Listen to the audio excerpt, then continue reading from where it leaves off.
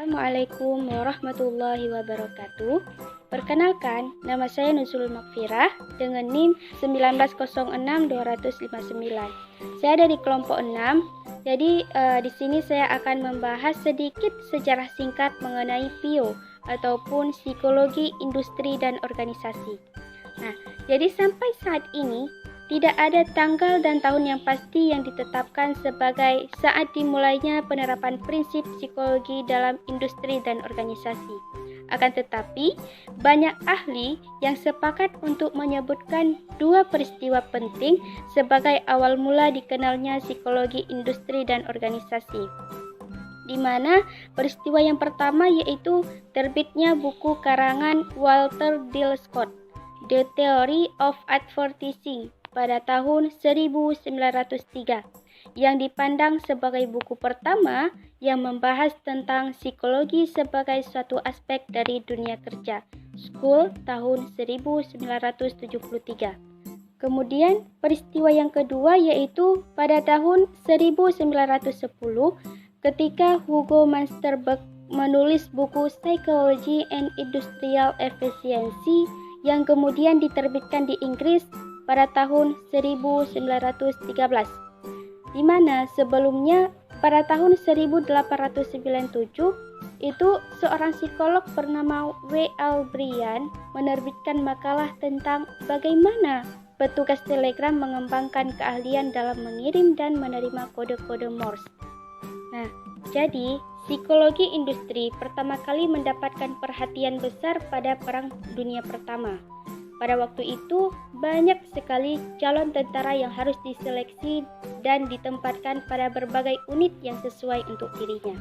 Oleh karena itu, psikolog dilibatkan untuk melakukan tes, dan pada waktu itu digunakanlah tes kemampuan mental yang dinamakan dengan tes Army Beta dan tes Army Alpha, di mana tes Army Alpha itu digunakan untuk calon yang dapat membaca dan menulis, sedangkan tes Army Beta digunakan untuk calon yang buta aksara. Pada masa itu, John B. Watson, seorang tokoh aliran perilaku behaviorisme, kebetulan juga ditugaskan sebagai perwira angkatan bersenjata Amerika.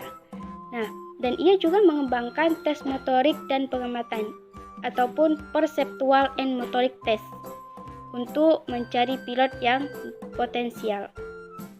Jadi salah satu tokoh dari permulaan sejarah psikologi industri dan organisasi adalah pasangan Frank dan Lillian Gilbert. Mereka mempelajari gerakan para pekerja dalam bekerja untuk meningkatkan produktivitas dan mengurangi kelelahan. Emon 2004. Setelah suaminya meninggal, kemudian Lillian meneruskan karirnya sebagai konsultan dalam bidang industri. Dan pada masa depresi ekonomi, ia menekankan perlunya penekanan biaya dan peningkatan produktivitas. Jadi hanya ini saja pemaparan materi dari saya. Bila ada salah dan khilaf, saya mohon maaf. Wabillahi taufiq wal hidayah. Wassalamualaikum warahmatullahi wabarakatuh.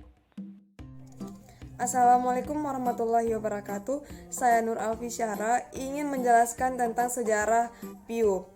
Adapun pada tahun 1930-an, psikologi industri mempunyai bidang gerak yang besar dan lebih luas. Kemudian, bidang geraknya mengarah terutama membahas persoalan-persoalan sumber daya manusia seperti seleksi dan penempatan karyawan. Pada tahun 1930-an, dengan berbagai hasil penemuan dari studi Hawthorne yang terkenal, maka psikologi lebih terlibat dalam kegiatan yang mengarah pada kualitas lingkungan kerja dan juga sikap-sikap karyawan. Selanjutnya, pada tahun 1960-an dipertemukan beberapa karakteristik yang menjadi bagian dari penggalan utama perundang-undangan tentang hak penduduk sipil.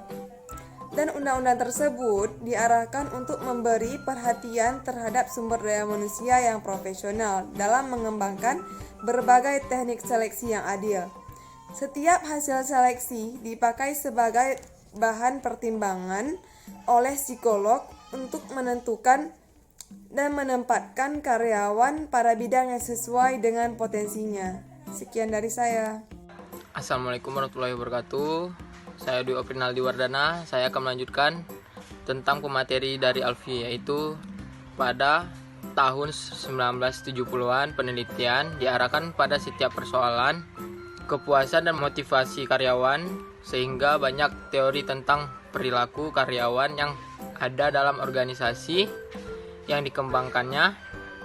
Pada tahun 1980-an dan 1990-an telah terjadi 3 perubahan utama dalam psikologi industri atau organisasi. Pertama, pertambahannya penggunaan teknik analisis dan metode statistik yang semakin canggih. Perubahan ini adalah jelas jika satu berbanding dengan beberapa artikel jurnal yang telah dipublikasikan pada tahun 1980-an dengan artikel yang telah ditulis sejak tahun 1960-an. Artikel-artikel ini tersebut belakangan ini ditulis dengan cara menggunakan metode penelitian kuantitatif yang lebih luas dan dalam, yaitu analisis statistik untuk mengukur perubahan tingkah laku, analisis varians atau ANOVA, analisis multivariate atau MANOVA, dan model kausal. Assalamualaikum warahmatullahi wabarakatuh. Saya di sini akan melanjutkan materi yang diberikan oleh pemateri sebelumnya. Selain itu, juga menggunakan metode penelitian kualitatif dengan pendekatan kognitif seperti studi kasus dan eksperimental.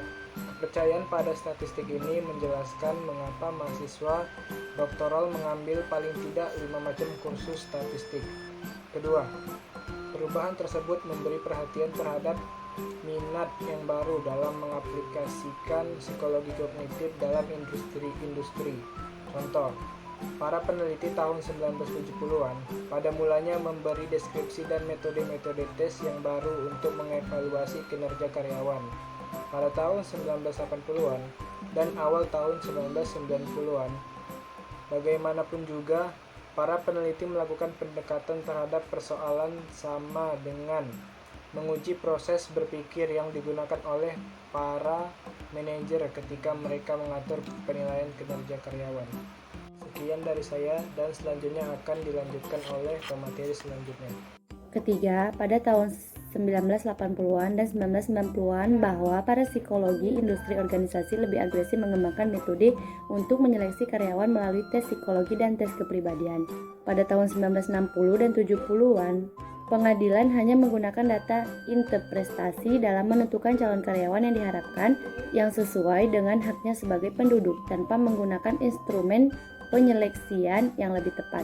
Atas dasar itu, para psikologi juga berhati-hati dalam menyeleksi calon-calon karyawan yang dibutuhkan. Pada waktu pertengahan tahun 1980-an, bagaimanapun juga pengadilan lebih seksama dan bervariasi dalam menggunakan instrumen seleksi yang akan dikembangkan dan digunakan, termasuk tes kemampuan kognitif, tes kepribadian, wawancara situasi. Perubahan lain selama tahun 1980-an dan 1990-an telah berpengaruh signifikasi pada psikologi industri organisasi, termasuk kelonggaran organisasi secara besar-besaran, memberi perhatian lebih besar pada persoalan berpendapat dan gender, tenaga kerja yang lanjut usia, dan menambah perhatiannya terhadap adanya pengaruh stres, produktivitas, dan prestasi kerja.